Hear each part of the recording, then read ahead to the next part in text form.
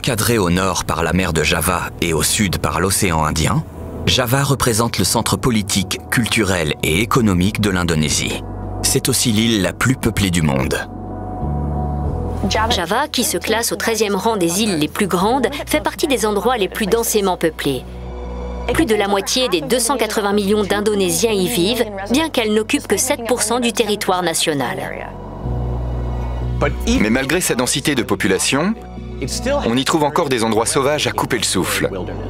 Le milieu de l'île est traversé sur toute sa longueur d'une chaîne de montagnes, surmontée ici et là de cratères. On compte 112 volcans sur l'île.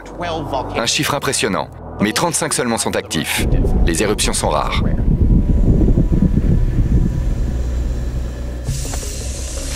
En suivant les chemins aux abords du village de Karyamukti à l'ouest de Java, les promeneurs arrivent parfois jusqu'à un site étonnant. Au milieu des arbres se trouvent des sortes de vieilles marches en pierre le long d'une pente assez abrupte. Cet escalier est difficile à gravir. Il se compose de 370 marches au total, avec une ascension de 110 mètres et un dénivelé de 45 degrés.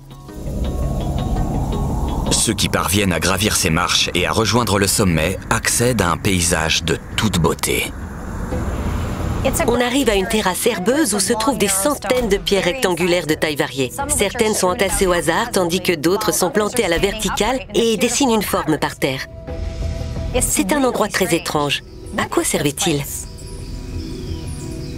La terrasse n'est pas tout à fait carrée, elle est plus trapézoïdale.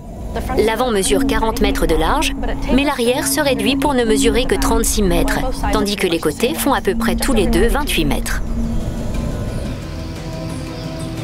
Le versant gauche de la colline est jonché de pierres, mais sur le versant droit, elles forment un rectangle avec 2 blocs plus hauts de chaque côté de l'entrée. Elles font penser à un portail.